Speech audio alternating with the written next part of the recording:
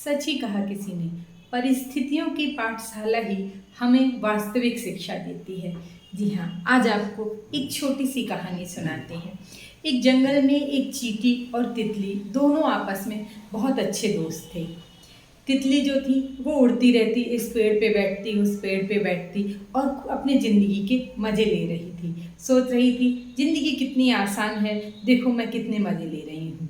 साथ ही वह अपने दोस्त जो चींटी थी उसको रोज़ देखती कि ये क्या है, सुबह से शाम तक सिर्फ मेहनत करती रहती है, अपने से ज़्यादा जो है अपना वज़न अपने पीठ पे वज़न टांग लेती है और ये चलती रहती है।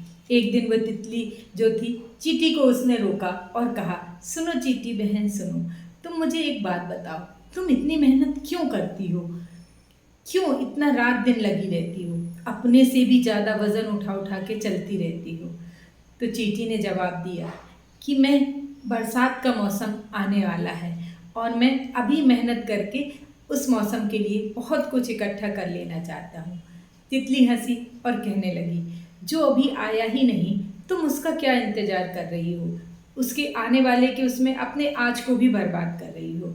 तुम क्यों नहीं मस्ती से जीती, मान लो बरसात आने के पहले ही तुम किसी के पैर के नीचे आ गई या तुम मर गई, तो फिर क्या करोगे। तुमने आज भी अपना सुख नहीं लिया और आगे आने वाले के चक्कर में तुमने अपना पूरा जीवन बर्बाद कर दिया।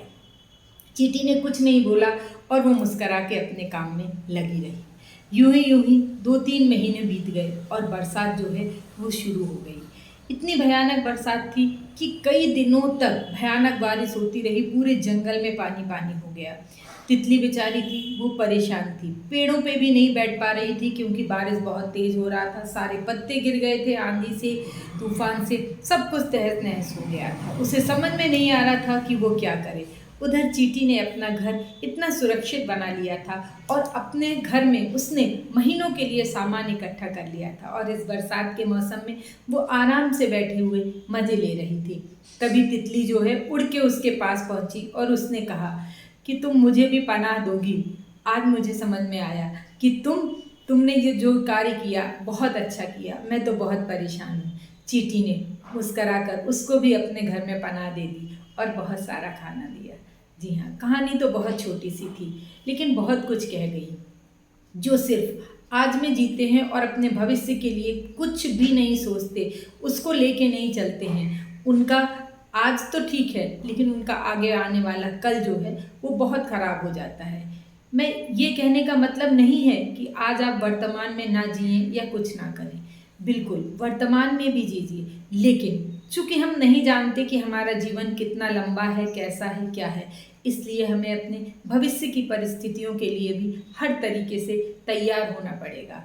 हमें ये सोचना पड़ेगा कि अगर कल हमारे ऊपर कोई विपत्ति आ जाती है तो हम उसके लिए कैसे सुलझेंगे, क्या करेंगे। है तो ये बहुत छोटी सी बात, लेकिन हमारे आगे आने वाले भविष्य के लिए हमें बहुत कुछ कह गई। ऐसी ही छोटी छोटी सी कहानियाँ हैं जो हमें बहुत अच्छी अच्छी शिक्षा देती हैं। बच्चों को तो देती ही हैं, साथ में बड़ों को भी देती हैं। जी हाँ, अगर आपको ये कहानियाँ अच्छी लगती हैं तो आप इन्हें शेयर ज़रूर करिए ताकि ये और लोगों तक भी पहुँच सकें। जी, और आपसे अंत में इतना ही कहना चाहूँगी कि रोज़ सुबह उठकर अपने जीवन में एक छोटा सा लक्ष्य निर्धारित करिए और शाम तक उस लक्ष्य को प्राप्त करने में अपनी जी जान लगा दीजिए। आप देखेंगे कि इस तरीके से आपका जीवन बिल्कुल बदलने लगेगा। जी हाँ, फिर मिलेंगे एक नई सोच, एक नई कहानी के साथ। मैं नीलम।